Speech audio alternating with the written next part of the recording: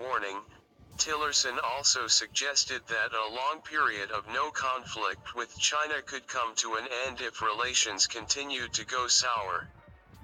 Beijing has long opposed the deployment of a THAAD system, where it will be deployed in the southern part of the country.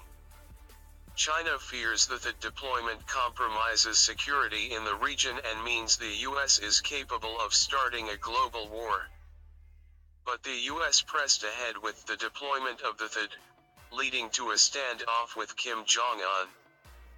The tubby tyrant recently tested his second successful ICBM as the threat of war reaches an all-time high.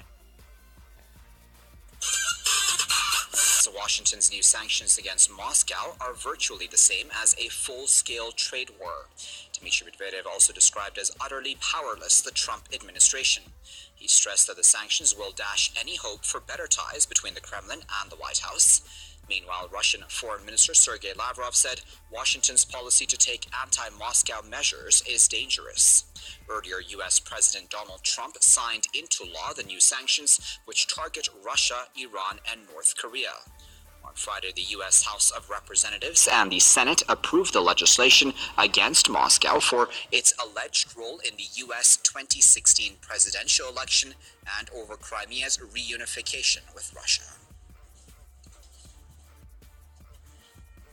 To discuss this further, and I joined Mr. James Chatras, who is a former U.S. Senate foreign policy analyst, and he's joining us live now via Skype from Washington. Mr. Chatras, do you think Medvedev is correct in saying that this is tantamount to a full-scale trade war?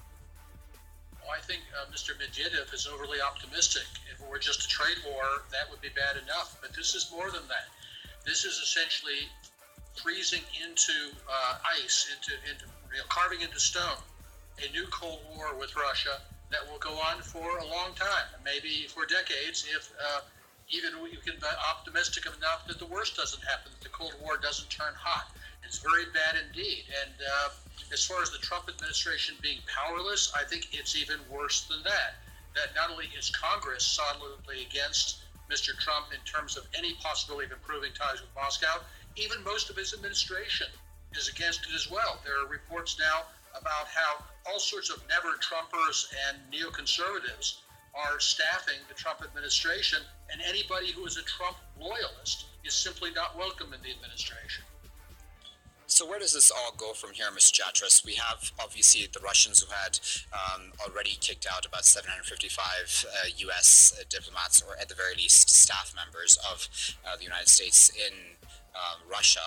Where does this all head from here then? How do you think Russia will take things further, and even the U.S.? I don't know. Remember, those expelling those people from the U.S. representation in Russia is a response to what Mr. Obama did at the end of 2016. And keep in mind, most of those people the Russians are throwing out are actually Russian employees of the American embassy that were simply going to be thrown out of a job. It's not a very sensible retaliation from my point of view. What we don't know is what the Russians will do with respect to the new sanctions that are being legislated in this new law now. It's a new law since Mr. Trump has signed it. I think what we need to look at is the bigger picture, the fact that this is not militarily but politically a declaration of war on Russia. There will be very little in the way of cooperation. There will be confrontation. The only bright spot on the horizon has been the Russian-American agreement about Syria and Mr. Trump's stopping aid to the terrorist groups there. And frankly, I think that's on pretty thin ice too now. Okay, so then for the rest of the Trump presidency then, Mr. Chatras, what should we expect? Because Trump came into office at the very least wanting better relations with Russia. I think what we'll see is essentially the kind of policy we would have gotten if Hillary Clinton had won, which would have been a full court pressure on Russia, an attempt to destroy Russia's economy, an attempt to block Russia from the world financial system, with the notion that eventually this will result in regime change. And look, you hear people on the media all the time here. We have to crush Russia. We have to force them to change their government, get rid of Putin. This is the kind of mindset they have, and they don't seem to understand. They're dealing with a major nuclear superpower. They're not talking about Syria or Serbia or Libya or a country like that, even a country much more powerful than Iran. Reality simply does not enter into their consciousness.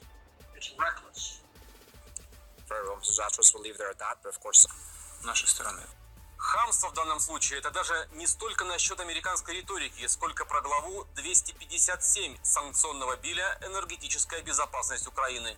Глава эта поручает Белому дому выступать против трубопровода «Северный поток-2», учитывая его, цитата, «вредное воздействие на энергетическую безопасность Европейского Союза, газовое развитие рынка в Центральной и Восточной Европе и энергетические реформы на Украине». То есть речь идет о противодействии проектам, в том числе и турецкому потоку, в которых вместе с «Газпромом» участвуют крупнейшие немецкие, голландские, французские энергетические компании. Ради кого стараются американцы, понятно, ради себя. Но в чем план? Только строительство Северного потока-2 может привести к сокращению экспорта примерно в 6 раз. В этом случае целесообразность транзита энергоносителей через территорию Украины будет нецелесообразна. Она будет происходить, но очень небольшими объемами, например, для обеспечения южных территорий Европейского Союза, а после строительства турецкого потока отпадет вообще. Собственно говоря, ряд представителей республиканской партии, то же самое Маккейн, напирали именно на эту составляющую. То есть нужно убрать или ослабить, это как получится, конкурентов, чтобы сохранить безальтернативность газотранспортной системы Украины. Повторю, стараются не для Киева, а чтобы ГТС, если по-простому, забрать под свой контроль. В соответствии с третьим энергетическим пакетом ЕС, ГТС Украины будет дробиться и приватизироваться, желательно американцами, которые, сев на трубу, будут получать максимальную выгоду. То есть Крым, американские выборы, хакеры, Сирия или что там еще тут ни при чем. Все дело в давней американской мечте, которая испортила жизнь ни одному европейскому политику. Первая попытка создания трансконтинентального газопровода, который соединил бы с Европой российские газовые месторождения, была в 1960-м. Советскому Союзу нужны были трубы большого диаметра, которые сначала согласилась, а потом под давлением США отказалась поставлять немецкое правительство Аденауэра. В результате германская промышленность понесла убытки на 200 миллионов марок, а правящий блок ХДС-ХСС лишился поддержки крупнейших немецких компаний. С тем же мощным давлением Вашингтона столкнулось правительство Вилли Бранта. Аргументы были абсурдными. Якобы в случае войны русские будут заправлять свои танки прямо из газопроводов посреди Европы. Но вопреки влиянию Штатов, начиная с 1970 года по настоящее время протяженность магистральной ГТС выросла с 11,5 тысяч до 37 тысяч километров. И вот почему бы не прибрать все это к своим рукам? Кто не согласен, будет наказан. Учитывая трансграничность американских законов, об этом тоже говорил Путин, Вашингтон верит, что его внутренние приказы действуют по всему миру. Штаты не интересуют, что Северный поток-2 решает большую часть энергетических проблем ЕС, не интересует, что в свою ГТС Украина средства не вкладывает и состояние системы плачевно. Еще при Кучме Россия, Германия и Украина почти договорились вместе модернизировать трубопровод, но Ющенко потом отказался. А сейчас по деньгам ремонтировать украинские трубы примерно то же самое, что построить Северный поток-2, а себестоимость прокачки газа по Северному потоку ниже. Главное для Вашингтона в данном случае силой обеспечить себе конкурентные преимущества, заставить заполнять газом украинскую трубу и диктовать правила. Впрочем, для тех, кто не хочет покупать газ из трубы, американцы предлагают альтернативу. Можно покупать американский сжиженный газ. Если Европа будет потреблять сжиженный дорогой американский газ, то, конечно, ее промышленность будет неконкурентна по сравнению с американской в той степени, в какой она сегодня конкурентна за сравнительно дешевый российский газ. Это элементы